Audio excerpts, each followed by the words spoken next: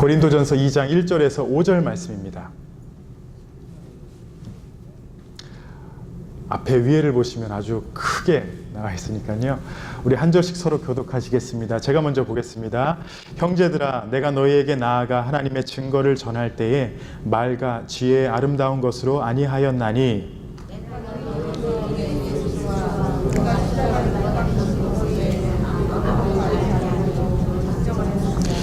내가 너희 가운데 거할 때에 약하고 두려워하고 심히 떨었노라.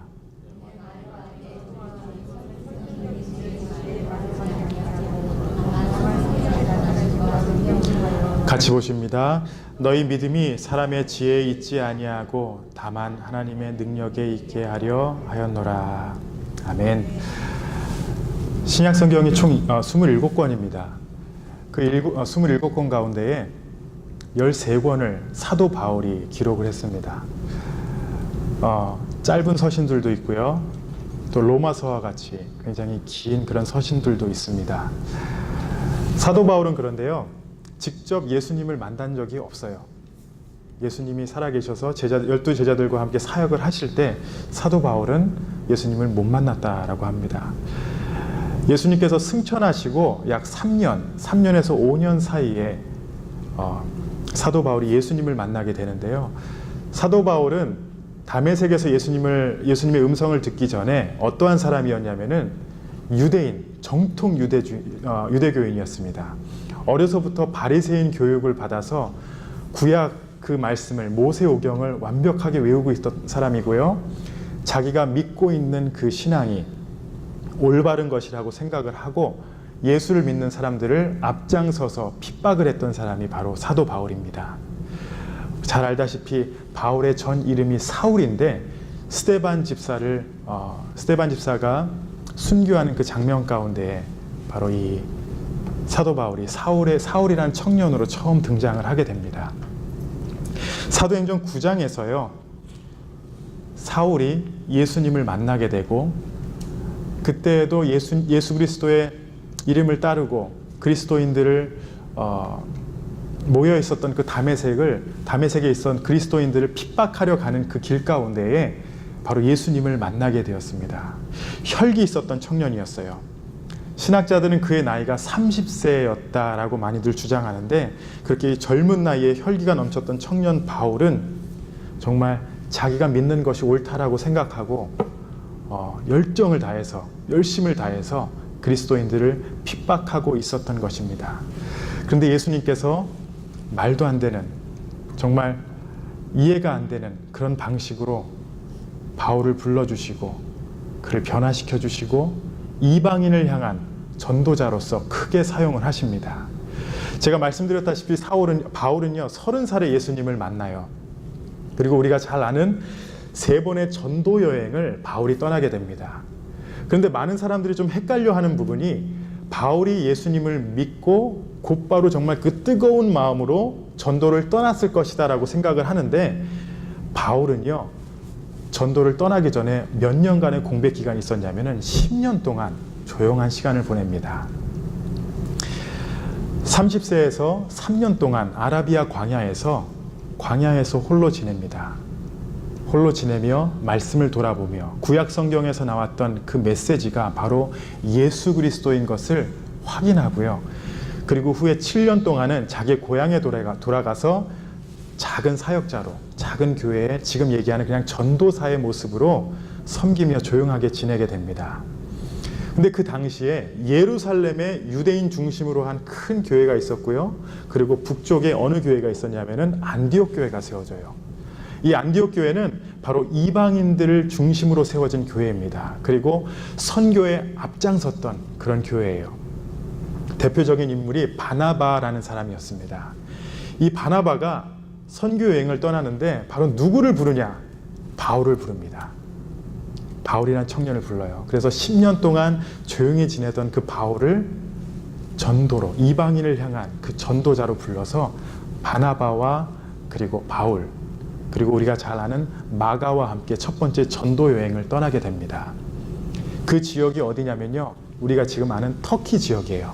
그 당시에 갈라디아라고 많이 하는데, 갈라디아서 하시면은 그 터키 지역이라고 생각하시면 됩니다. 1차 전도 여행이 그 터키 지역에서 이루어져요. 그리고 우리가 잘 알다시피 마가 문제로, 마가라는 청년 때문에 바나바와 바울이 다툼이 벌어집니다. 그래서 2차 전도 여행 때서부터는 바울은 홀로 실라와 함께 2차 전도 여행을 떠났는데 어디로 가냐면요, 터키 지역을 지나서 그리스 지역까지 다 커버를 합니다. 그래서 그 도시에 그리스 지역이 어느 도시까지 가냐면은 데살로니가, 베레아, 아덴, 그리고 우리가 오늘 나누고 있는 고린도라는 지역까지 가게 돼요. 2차 전도 여행 당시에 바로 이 고린도 교회가 세워집니다. 3차 전도 여행은요, 바울이 거의 비슷한 방향으로 전에 개척했던 교회들을 방문을 하고 마지막에는 3년 동안 머물렀던 에베소에 교회를 개척을 합니다. 제가 이렇게 말씀을 드려도 예배 후에 전혀 기억 안 하실 거라는 것을 알면서도 제가 이 말씀을 드린 건요, 나중에 제가 이 로마서를 한번 같이 성경 공부를 통해서 나누길 원하는데, 바울의 마지막 정말 목표가 있었어요. 바울의 비전이 하나 있었는데 그것이 무엇이냐? 예수님의 마지막 사명입니다.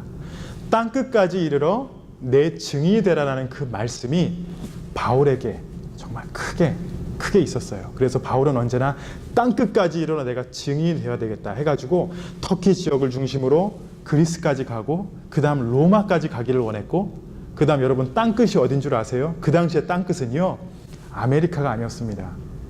그 당시에 땅끝은 바로 서바나, 스페인이었습니다. 바울은 항상 그 마음을 품고 내가 서바나까지 이 말씀을 전할 거다. 예수님의 사명을 가지고 나는 정말 이방인을 향한 복음을 전파하는 사람으로 남아야 되겠다. 로마서를 보면 그 메시지가 뚜렷해요. 바울은 이러한 목표로 살아갔었습니다. 1차 전도 여행, 2차 전도 여행, 3차 전도 여행까지 바울이 열심히 했으나 로마도 방문을 못하고요, 그리스 지역에서 모든 사역이 마쳐지고 감옥에서 생을 마치게 됩니다.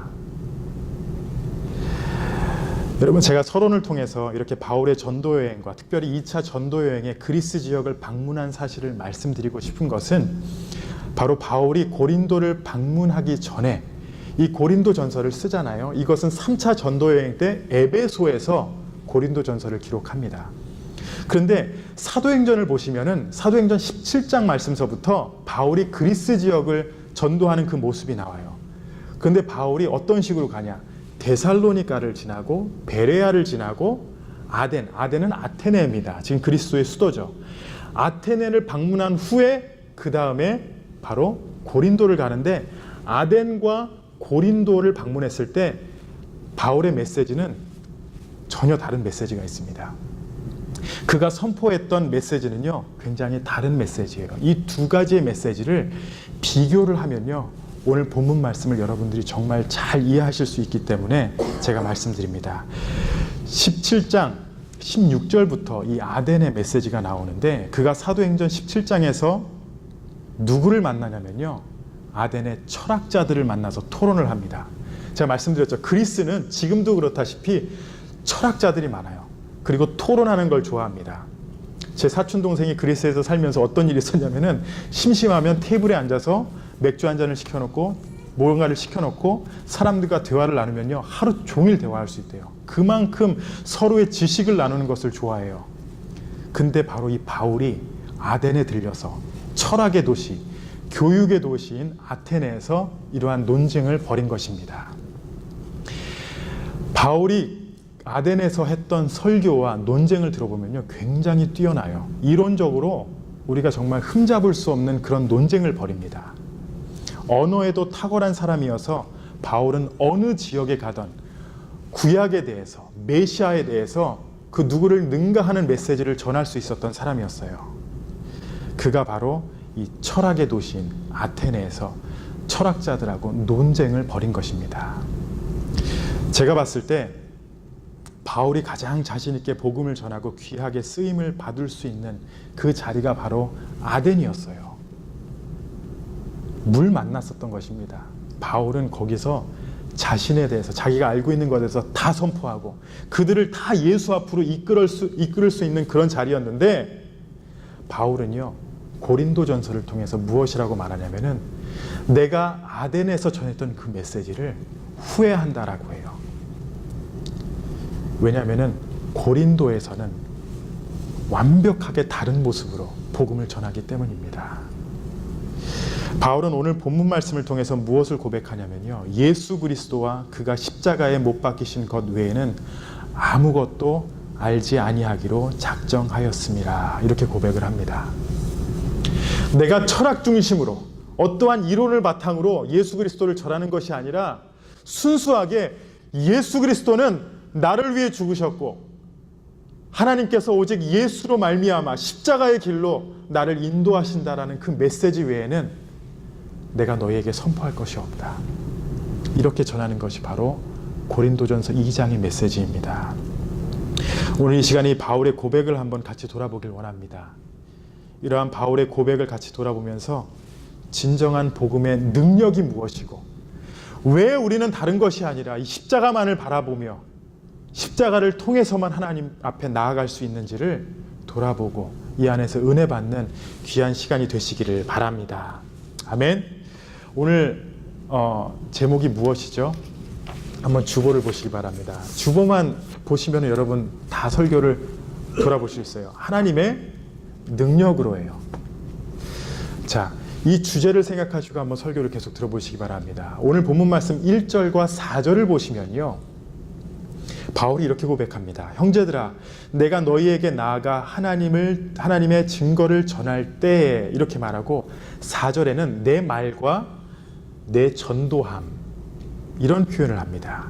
그런데 바울이 하나님의 말씀을 선포할 때 무엇으로 아니하고 무엇으로 한다고 했냐면요, 말과 지혜 아름다운 것으로 아니하였나니, 그리고 또 4절에는 지혜 권하는 말로 하지 아니하고, 이런 표현을 사용해요.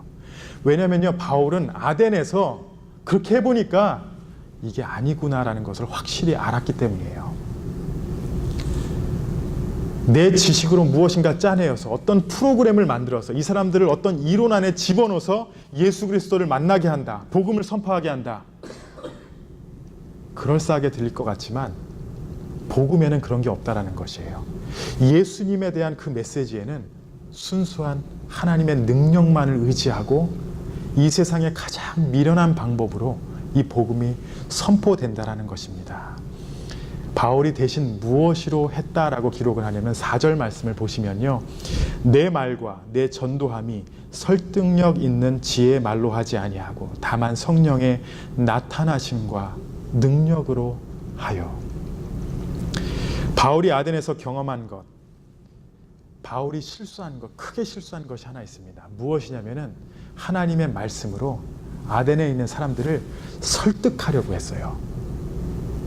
설득하는 것이 뭐가 나쁠까 이렇게 생각할 수 있지만 사도행전 17장 16절 17절 말씀을 제가 한번 읽어드릴게요. 주보를 한번 따라와 보시기 바랍니다.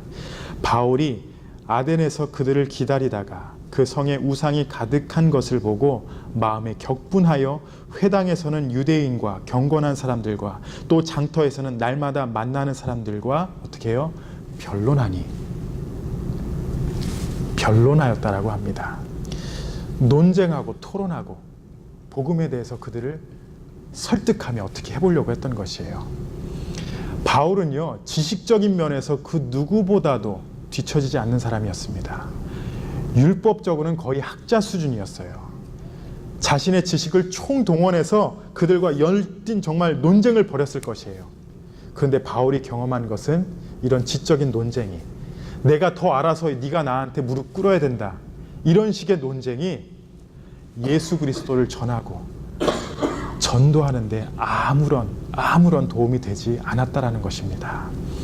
그래서 바울은 초라한 모습으로 옮겨간 곳이 바로 고린도예요. 너무나도 비참하게 고린도를 갑니다. 철학과 논리와 이론 같은 것을 다 내려놓고 바울이 선택한 것은 바로 십자가만을 전한 것입니다.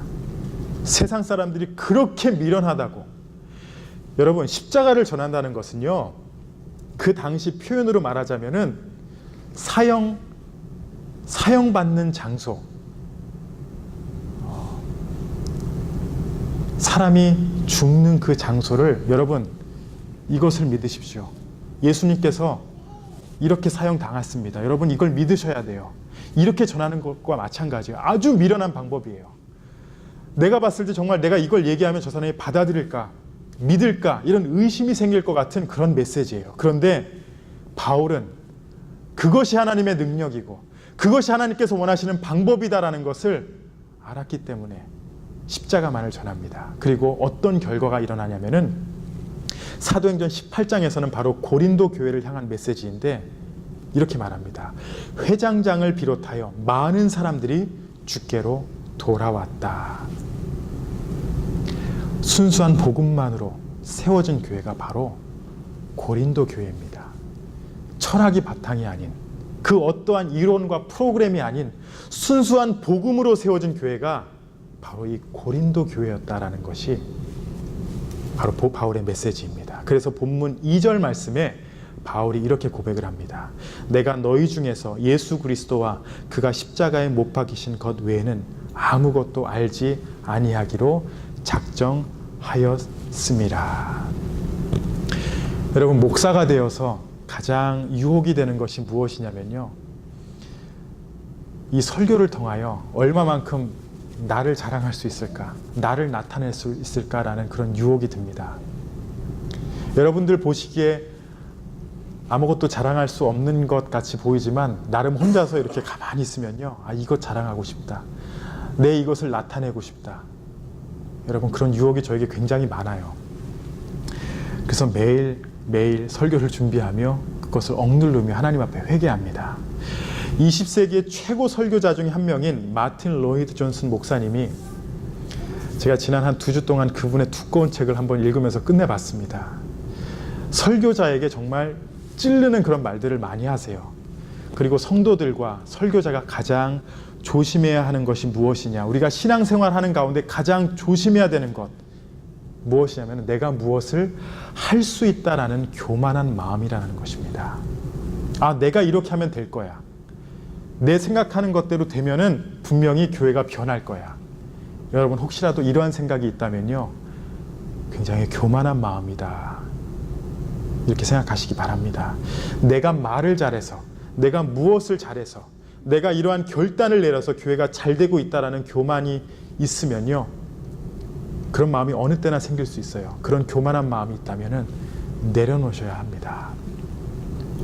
이러한 충고를 하시면서 당신이 목사이건 당신이 성도이건 간에 언제나 우리가 기억해야 하는 것이, 복음이 선포되는 가운데에, 교회가 인도함을 받는 가운데에 잊지 말아야 하는 것은 우리는 언제나 성령의 인도하심 가운데, 성령님의 역사 가운데 이 교회가 가고 있다라는 것입니다. 한 사람의 영혼을 하나님께로 인도하는 것은 우리의 힘과 노력이 아닌 오직 성령의 역사이기 때문에 여러분, 기도해야 하고요, 그리고 겸손하게 오직 순종해야 한다는 것입니다. 여러분, 이 설교에 대해서 여러분 어떻게 생각하시는지 모르겠지만 설교는요, 논쟁이 아닙니다. 설교는요, 여러분, 제가 여러분을 설득시키는 자리가 아니에요. 설교를 통해 위로받는 것이 우선이 아니고 여러분들이 듣고 싶은 말만 잘 골라서 챙겨가는 그런 자리가 아닙니다. 설교는 바로 이 복음의 선포이고 놀라우신 성령의 역사가 이루어지는 자리예요. 가장 무능력하고 미련한 자리인 것 같지만 내가 이 자리에서 무엇을 얻을까? 여러분, 그렇게 생각이 들 수 있지만 말씀이 선포되고 복음이 선포가 되는 이 자리는요, 바로 성령님께서 여러분의 삶 가운데 역사하시는 그런 자리인 것을 믿으시기 바랍니다. 아덴에서의 바울의 모습을 한번 보세요. 자신의 지식을 정말 동원해서 철학자들을 설득시키려 했습니다. 내 지식이 더 뛰어나고 내가 너희를 설득시킬 수 있겠다라는 그런 바울의 마음이 있었어요. 훌륭한 논쟁이 오갔습니다. 그렇지만 하나님께서 원하시는 방법이 절대 이것이 아니었어요. 바울은 그 자리에서 깨달았고 사도행전 18장에서 고린도를 방문하여서 완전히 다른 방법으로 전도를 합니다. 가장 미련하고 가장 무능력한 방법으로 예수님의 십자가를 전해요. 누구를 말로 설득하지 않고 십자가만을 전합니다. 바울의 자신의 이름을 내세우지도 않고 오직 예수님만을 내세웠어요. 왜냐하면 바울이 자신이 교만해서 자기의 이름을 내세울 때, 자식의 지식을 내세울 때는 하나님의 영광이 가려지고 하나님께서 역사하시지 않기 때문입니다. 하나님의 지식은 말과 인간의 지혜에 있지 않습니다. 하나님의 능력은 오직 그리스도의 십자가에 있습니다. 여러분, 오직 복음 안에 있습니다. 그것만이 선포돼야 됩니다. 1500년 전 조선시대에 미국 선교사들이 하나님의 말씀을 가지고 조선을 방문합니다. 가장 미련한 방법으로 가요. 준비된 것이 없었습니다. 성경이 번역되지 않았어요. 그렇지만 그들은 확신을 가지고 조선으로 향합니다. 어떤 선교사는 배에서 내리자마자 죽임을 당합니다. 어떤 선교사는 한국말을 하나도 모르면서 한국을 방문해서 가장 간단한 메시지, 예수 그리스도와 십자가와 복음에 대한 그 메시지만을 한국말로 배워서 전합니다. 여러분, 놀랍겠지만 그 열매가 우리들이에요. 가장 미련하고 가장 무능력한 방법으로 이 복음은 선포되는 것입니다. 때로는 제가 여러분들을 설득시키고 싶은 그런 마음이 생겨요. 왜냐하면 답답해요. 여러분이 이거를 더 깨달았으면 좋겠는데, 복음을 정말 완벽하게 깨달아서 예수 그리스도만 바라보면서 복의 삶을 누렸으면 좋겠는데, 근데 그게 아니더라고요. 제가 전해야 되는 것은 오직 예수 그리스도의 십자가고 그 복음뿐입니다. 중국에서 처음 번역된 그 한글 성경이 바로 요한복음입니다. 그래서 요한복음을 중심으로 예수님을 전해요. 얼마나 행복했겠어요, 선교사님들은요. 그래서 그거를 들고 가져갑니다. 그리고 선교사들이 사용했던 방법이 무엇이냐면요, 내가 이걸 읽고 싶은데 못 읽겠습니다. 읽어줄 수 있겠습니까? 그래서 그 당시에 사람들이 선교사님 옆에서 이거를 읽어주기 시작합니다. 그런 가운데 예수님을 영접하게 돼요. 말도 안 되는 상황, 미련한 방법으로 예수 그리스도가 우리나라에 선포되게 되고, 그 말씀의 능력이, 그 십자가의 능력이 바로 대한민국에 복음의 씨앗이 뿌려지고, 그리고 교회가 세워지고, 우리가 이렇게 하나님 앞에서 복음의 삶을 누리고 있습니다. 때로는 인간이 봤을 때 가장 미련한 방법으로 하나님은 역사하세요. 70이 넘은 아브라함을 부르셔서 자식을 주신다고 하십니다. 그것도 곧바로 주신 게 아니라 20몇 년을 기다려서 100세에 주세요. 뭘 그런 방법으로 하나님께서 사용하시는지. 모세를 부르실 때도 가장 혈기 있는 모습이 아니라 40년 동안 광야에서 가장 정말 늙을 때까지 기다리고 가장 무능력한 모습으로 그때 부르셔서 200만 명의 이스라엘 백성을 출애굽시키십니다. 우리의 구원의 핵심인 예수 그리스도의 사역도요, 가만 보시면 굉장히 초라한 모습으로 이 땅에서 3년 동안